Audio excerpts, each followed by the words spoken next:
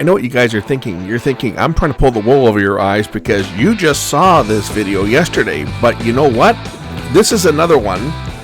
Same model, same symptom. This one's got two faults. And I'm going to fix this a little faster than the other one. Let's get going. I have here another one of these horrible DVR7 Toshiba combination DVD recorder with VCR.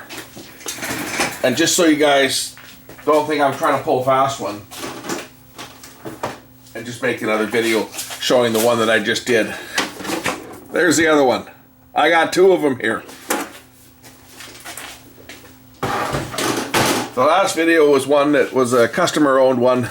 This one's mine.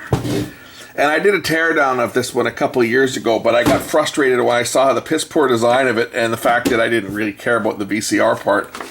The DVD recorder part worked, so I never bothered to actually tear into it. But after all that inspiration of the one I worked on yesterday, pulling my hair out to clean the mode switch, I figured I would give myself some more frustration and work on this one. So today I'm going to see whether I can get my combination recorder, DVD recorder, VCR running. What I'm curious on this is how much more efficient I can service this one now that I just recently took one of them completely apart. Am I going to be any more efficient tearing into a second one? Probably not, because there's so much that has to be disassembled on this thing.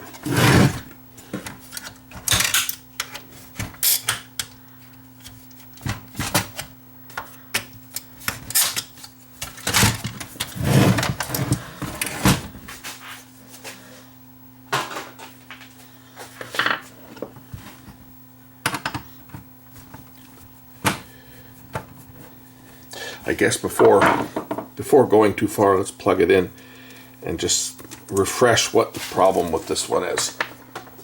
I'm pretty sure it's the same symptom. It's just the motors don't come on. Power on. Turn the unit on. Yeah, you see.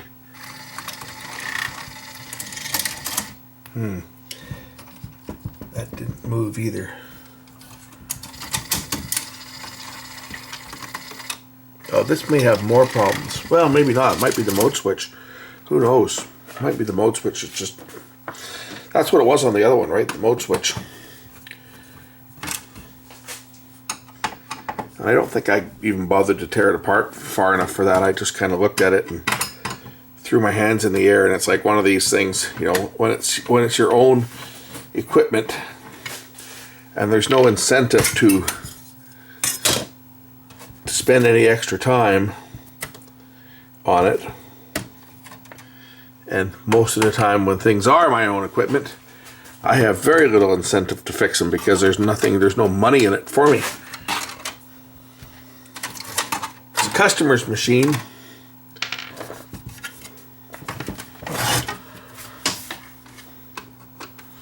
Then I'm a little more incentivized to actually do anything. But for me, because this was I was just using it as a DVD recorder,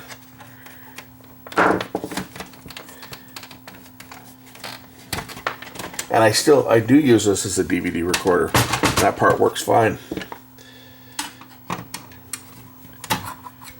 One of many Toshiba recorders I've got. I've got 3 other Toshiba DVD recorders. They all seem to work pretty good. I will say that this is stripping down a little quicker than the other one because I know which screws to remove to get at the actual, really get the board out.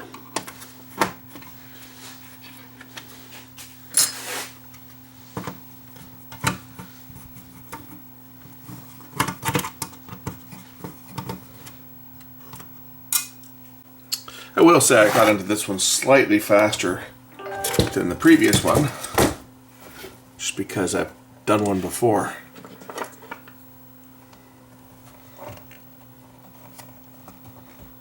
Gotta get these connectors bent up so I can remove the board. I'm just going to go in and clean the mode switch on this thing. See whether we have any success like the last one.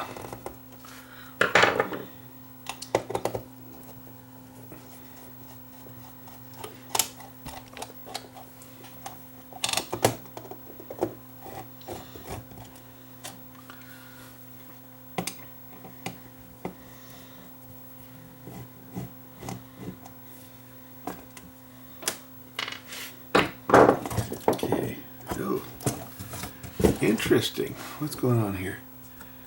Well, that's right. Okay, here's the mode switch on this one as well. Let's see if I can pop it apart like the last one, whether it'll pop apart with my fingernail like the last one did. It does. And oh yeah, it's grungy. Get the cleaner in there. What do you think the chances of this one working after cleaning the mode switch?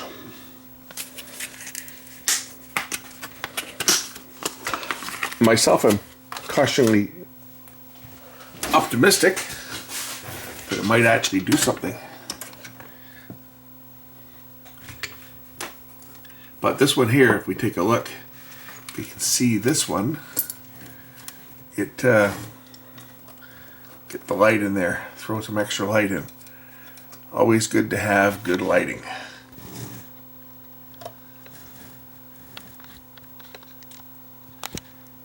It looks pretty gungy.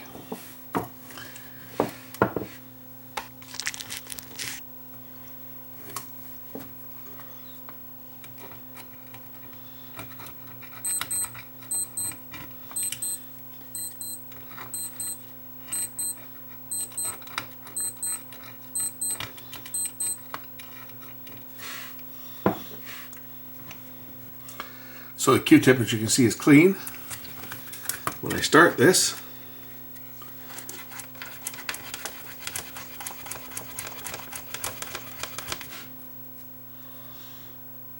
I would say that it's pretty dirty. Definitely could cause the problems that we are seeing on this unit.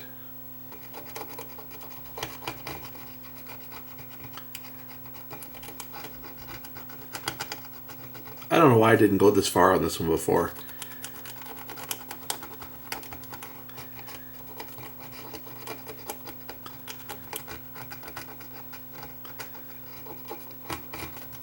But as I say, a lot of times when something is given to me and it's my own piece of equipment, I kind of look at it and, if it's something that interests me, then I might spend a little more time on it. But a lot of times, a straight VHS VCR I don't find too interesting, because if it was a Super VHS machine, then that's a little more interesting, just because Super VHS are more useful as far as being able to play Super VHS tapes, which I have a lot of. So if it was a Super VHS deck, I probably would have spent some more time on it when I had it apart, when I tore into it a year or so ago. I probably would have spent some more time on it back then, but the fact that it was a straight standard El Cheapo VHS machine,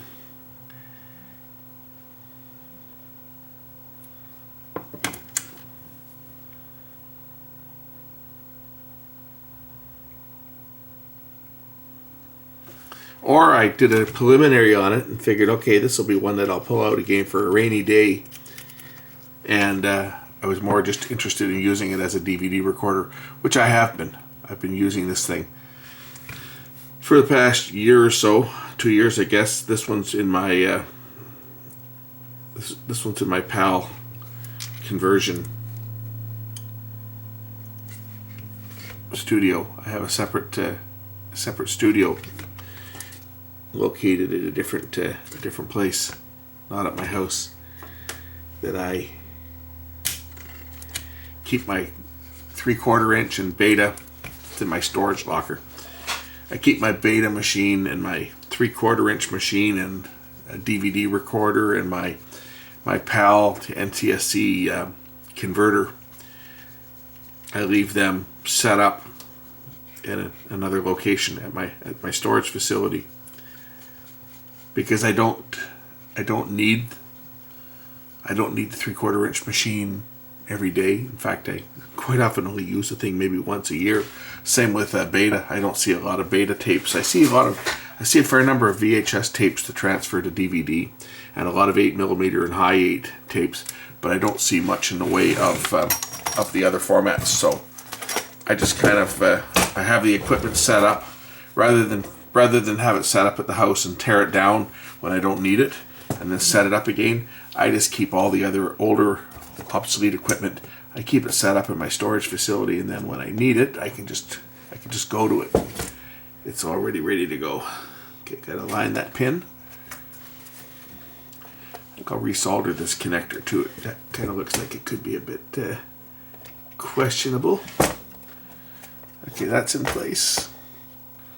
Line up the screws. That's better.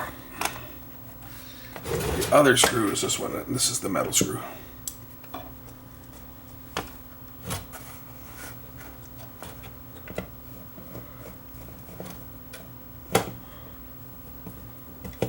Okay, I'm just going to heat my soldering iron up. I'm going to reflow that connector there. That just kind of looks a bit kind of shabby.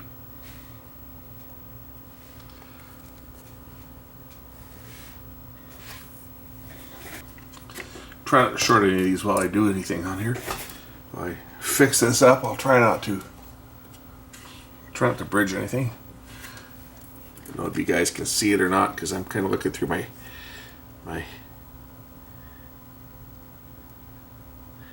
binoculars. Man, oh man, that looks bad. You know what it is? It's lead-free solder crap is what it is.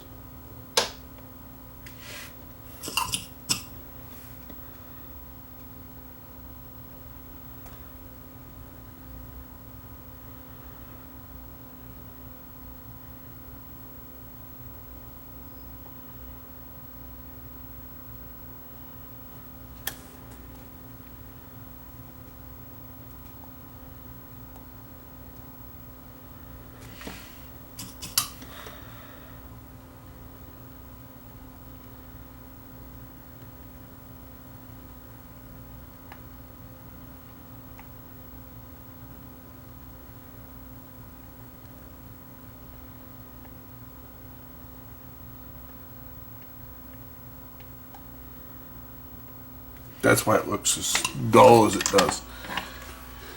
Can inspect for any bridges. I don't see any. Okay. Now, the moment of truth. I'll put the board back into the chassis. We'll hook up the DVD player portion and power it up and see whether. See, I learned that it's faster if you take out the two screws that hold this in. From doing the last one, it's faster if you do that. Then the whole chassis just drops in place, just like that. And the power supply can go back in.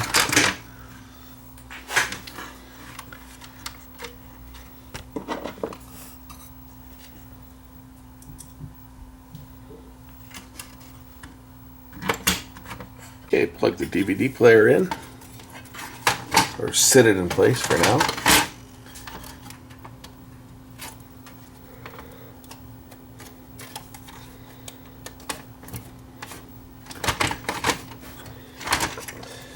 That should be good enough for testing.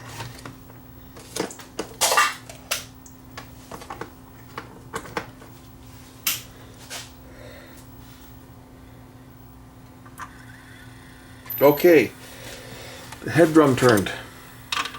That's a good sign.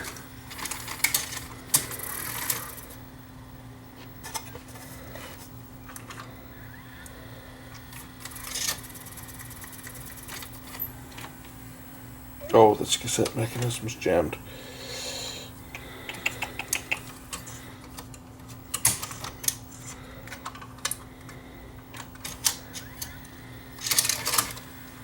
This is out of place, I think.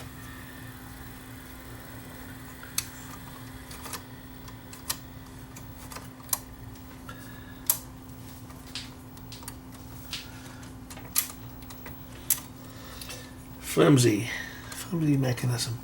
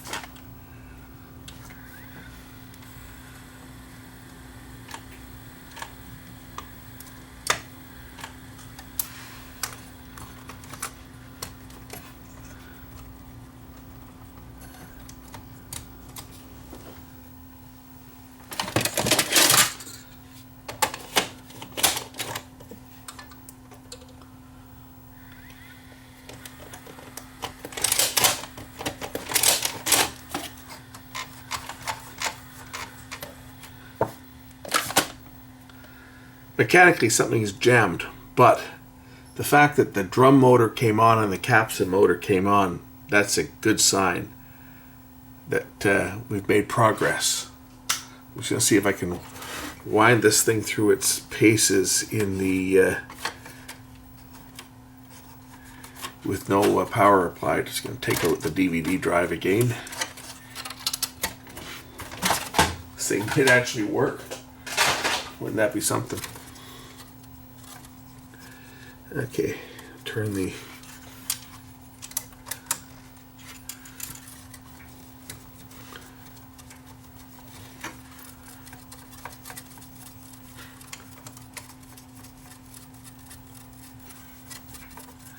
loading motor by hand and see what it does.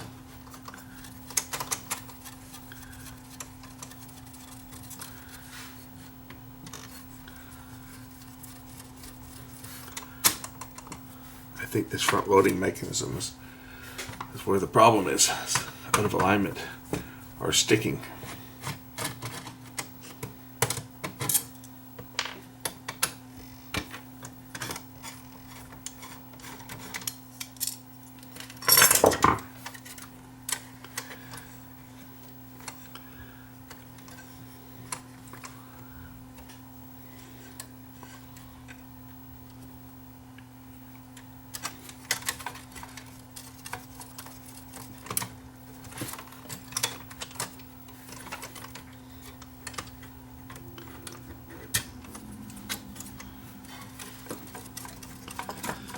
I want to see if this works through goes through its paces with the mechanism out.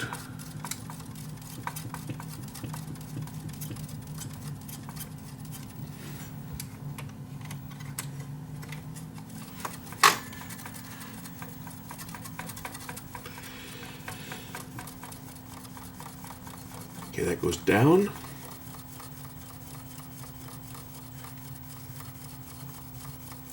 And then the guide should start to, it should be in the down position. I just knocked it out of position there.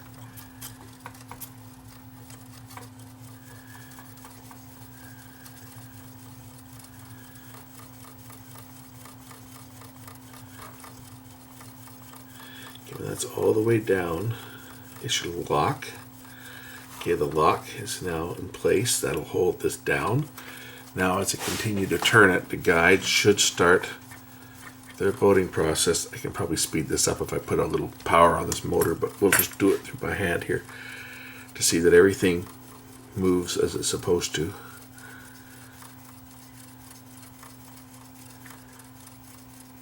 Okay, guides are in place. Now this should move, and the pinch roller should move.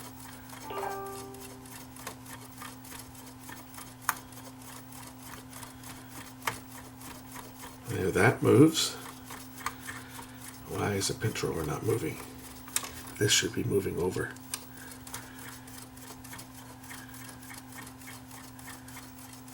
And there it goes. Yes! Mechanically, this thing is now in the play mode. If I go the other direction, it should release the pinch roller, which it does, and the back tension arm drops back. And now the guides should start to retract.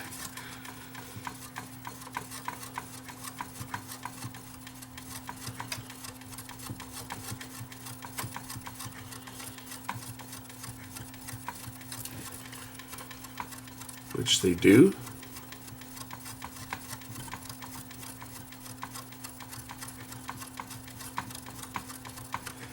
And then once the guides have fully retracted, it should lift the cassette up. I'm watching, there's a catch over here on this side. I don't know if you guys can see it or not, but there's a catch right down here which locks this down. There's a metal catch right down there. That metal catch is going to slide back, and then the gear will kick this up out of the way. So as I continue to unload, there moves the catch. It's going to lift this lever here to open the cassette compartment, the flap, and then up comes the cassette mechanism.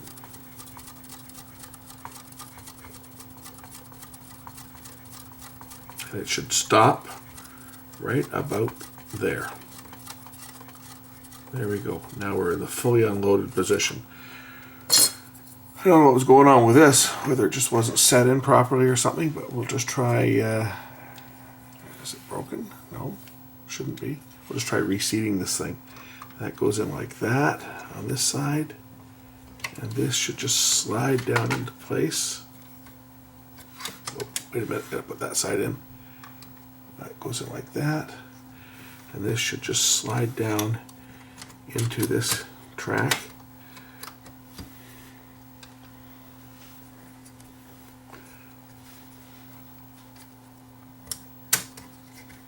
Like that. I believe that's how it sits. These are so flimsy, these bloody things. And then this bracket goes on top. Like that to hold it.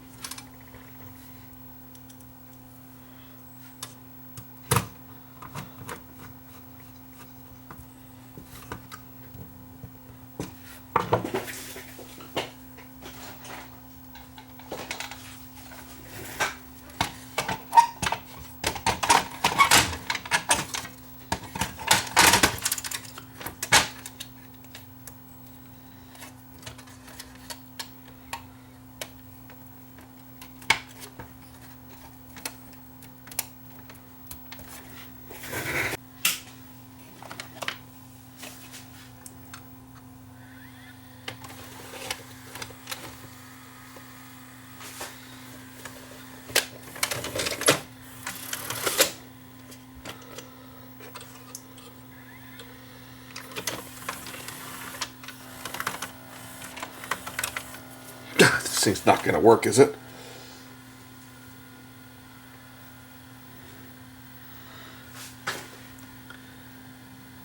Or is it?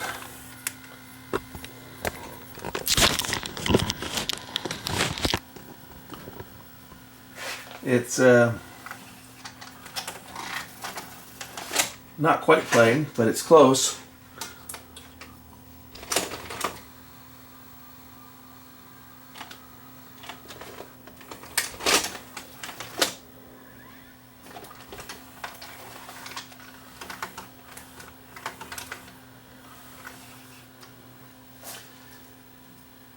Play.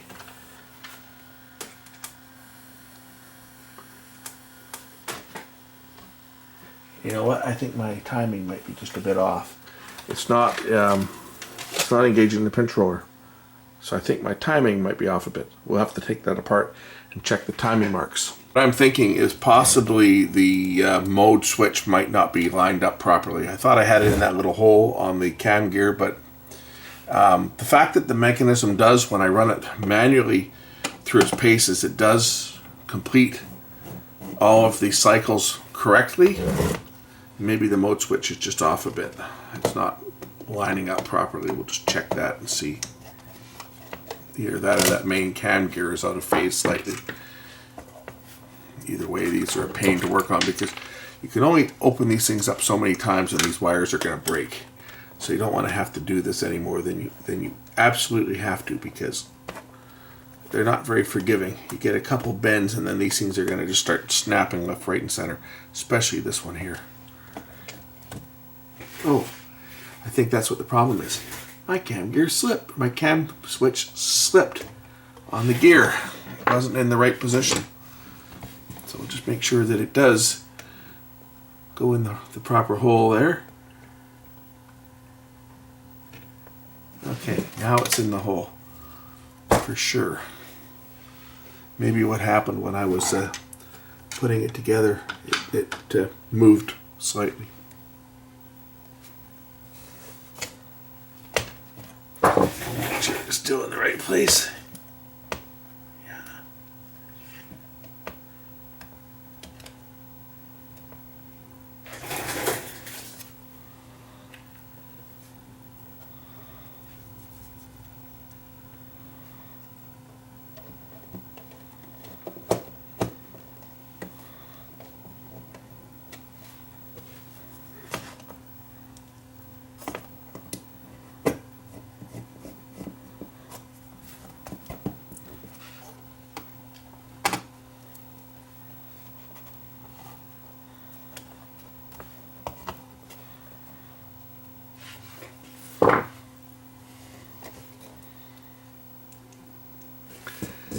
It's in the correct position now.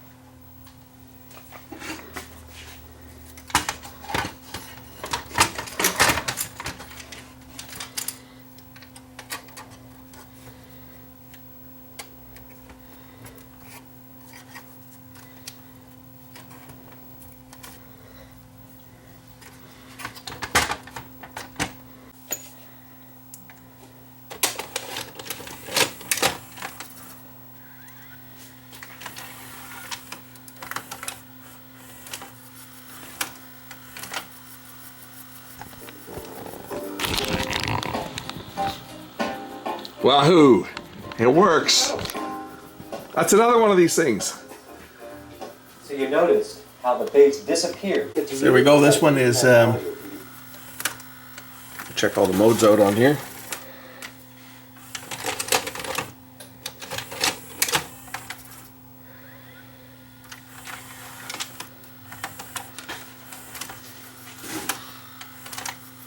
Play.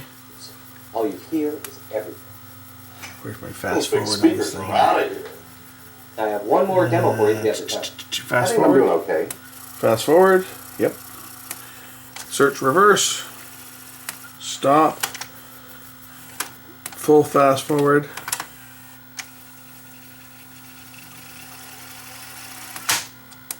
Full rewind.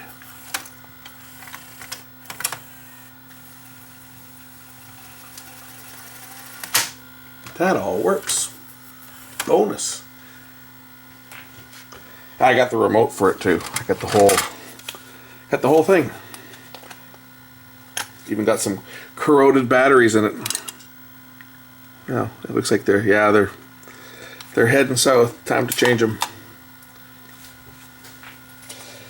Unlike the last one, I'm gonna actually put a DVD in this thing.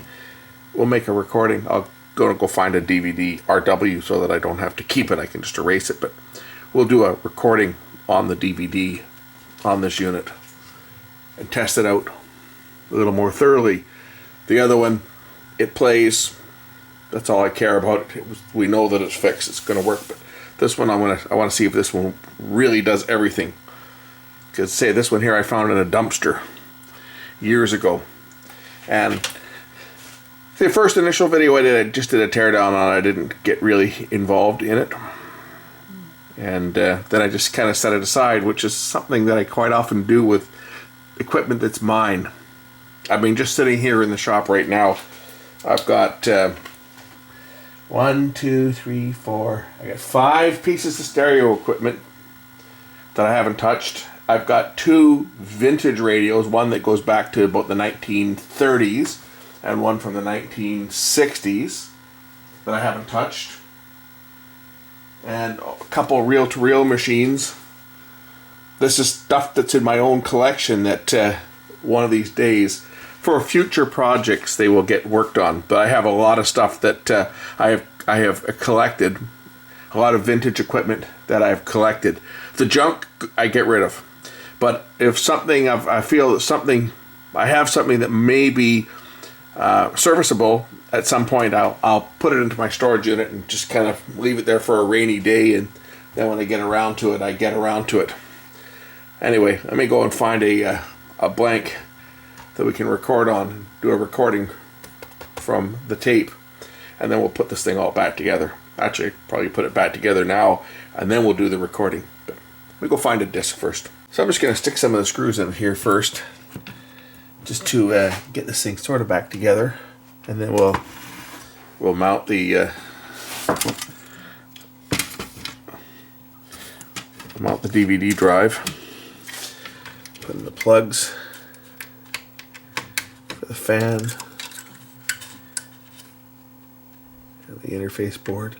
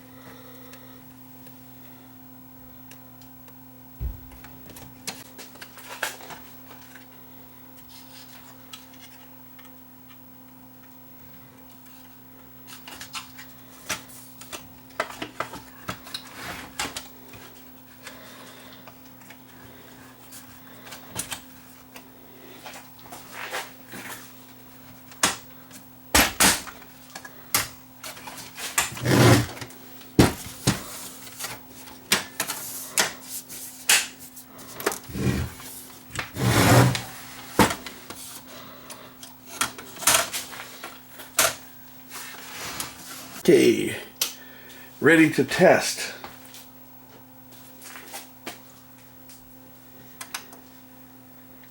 I do have a dvd+rw disc. We'll open this DVD player up, load the disc.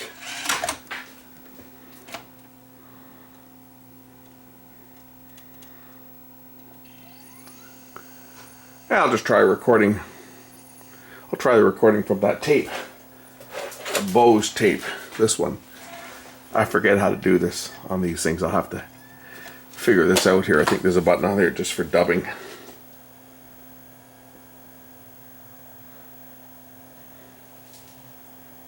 Anyway, it looks like it's ready to record.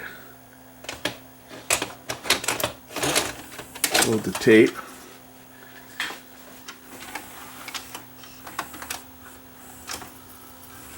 And press the dubbing button probably. VCR to DVD dubbing.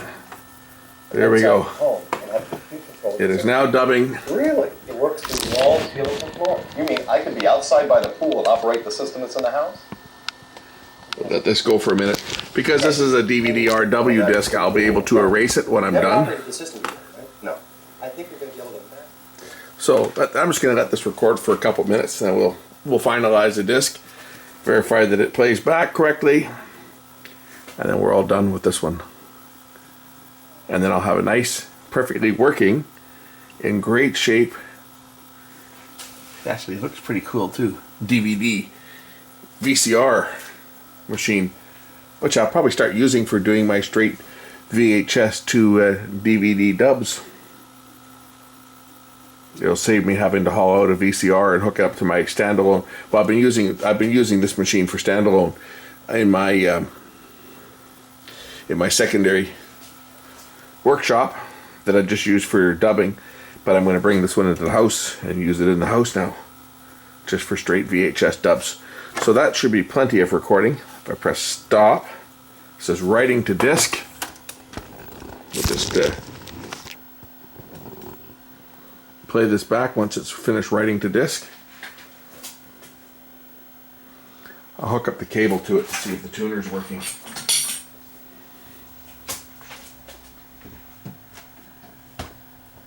Antenna input.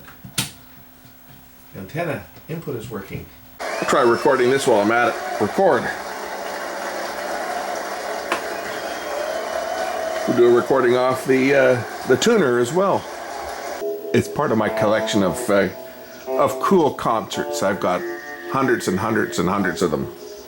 Probably between 600 and 700, I think, full-length concerts on a hard drive that just play at random on channel 12. Okay, we'll stop this recording. Stop. Write this to disk. And I'm going to play it back and finalize the disk, and then we'll unfinalize it and erase it and make sure that everything's working. This is probably a little safer to show. If I hit record mode, it'll change the recording time. So now I'm in the SP mode. If I hit record here, record this for a minute, and then I'm going to finalize it. I figured I better just do some of this. The concert footage there, I don't want to show that. I cut down because I don't want to show more than a few seconds, just in case it's got content ID and I get hit. That's happened before where I've had something playing that's come off YouTube, because that stuff all came off YouTube, but I've had something playing on the screen in the background, and a year, 2 years, 3 years down the road, I get hit with a copyright claim because it matches something. So to say, when I had a recording of that concert there a few minutes ago, I kept the clips intentionally short just so that it doesn't pull a match. Okay, stop. We'll write this to disk, and then I'm going to, once it finishes writing to disk, I will finalize the disk. That way I can verify it plays in other machines.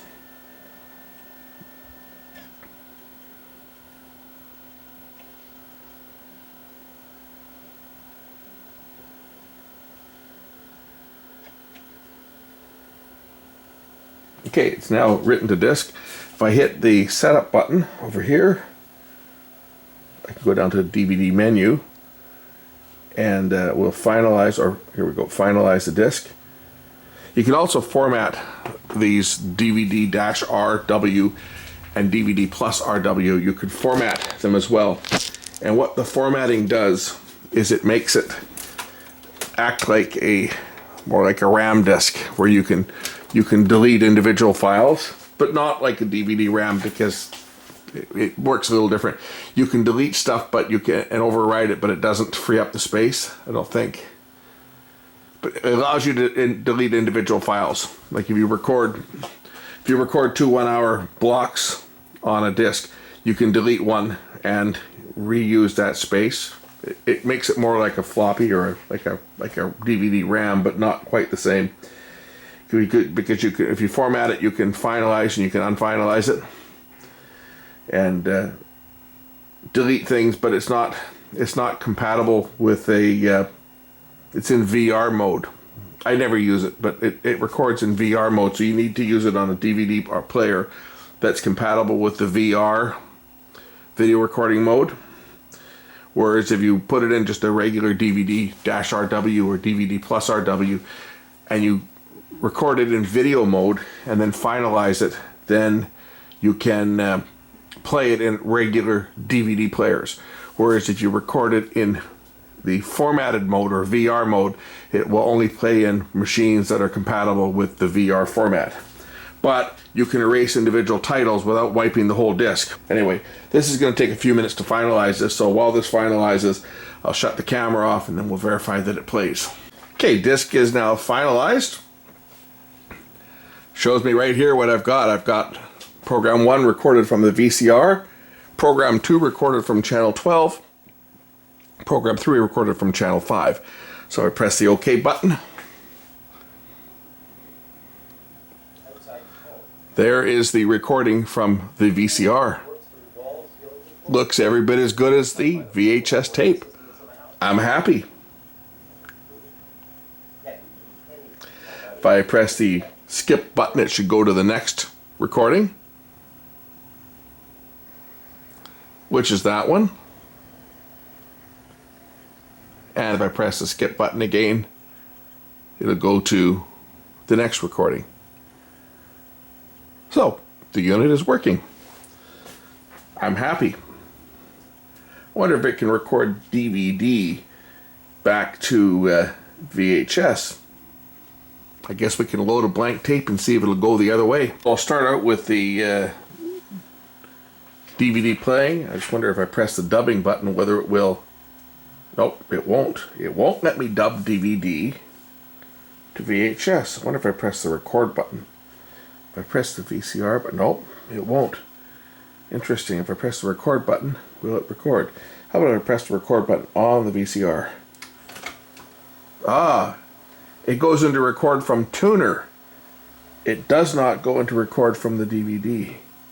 If I switch back to DVD, what happens?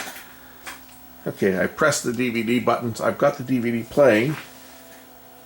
Is this thing actually recording the DVD, or is it recording what's on the tuner? I have a sneaking suspicion it's going to record what's on the tuner. So let's just stop it and see what I recorded. That's what's coming in off the tuner. So if I press play, aha! It only records what's coming in off the tuner. Auto tracking is kicking in there. There we go. So it only plays what's coming in off the tuner. It does not record from the DVD, even when it's. I just recorded on the end of that Bose tape. So even when the DVD is playing, even when it's not a copy protected DVD, because the stuff I recorded off of my media player is not copy protected. So even when I play a DVD, the recorder only records from the analog inputs or from the tuner. That's just a crease in the tape that's causing that. There we go. It'll kick in there. In reality, though, really, there's no reason to ever want to record on a VHS tape. The only thing these things are really any good for is playing back, and as long as it can play and make a recording from the VHS tape, I'm happy. Thanks for watching. We'll catch you in the next one real soon. Just going to throw this together and we'll get a final shot of it. So there it is, back together. Let's erase the disc together. So go over to the, that's just off air there. I'll go over and press the DVD button, go back to DVD player, and if I bring up the setup button, go down to DVD menu, and I can undo finalization. And this will undo the finalization so that then I can go in and I can delete the titles. This won't take long to undo it. Unlike finalizing, which takes a little longer, undoing the finalizing is actually fairly quick.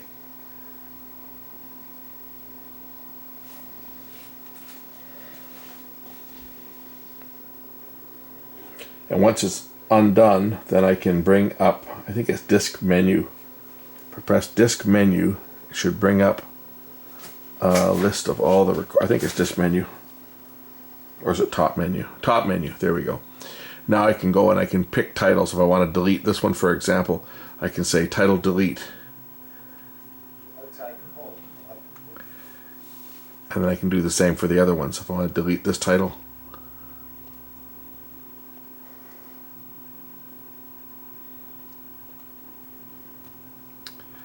same with this one, delete title. Now the titles are deleted. Disk is now reclaimed, and I can, after it finishes writing to disk, I can use the disk for recording again on. And if I hit the open close button, that'll eject the disk. There we go, all done. So that's two of these machines that had basically the same problem. Mode switch. Although this one had the front loader problems as well, but mode switch was the main fault on this one. As I say, I did a teardown on this a couple of years ago, but I just, at the time I was like, the hell with it. It'll be a rainy day project. Well, there it goes. It was a rainy day project. Now it's fixed. Thanks for watching. We'll catch you in the next one real soon. Bye for now.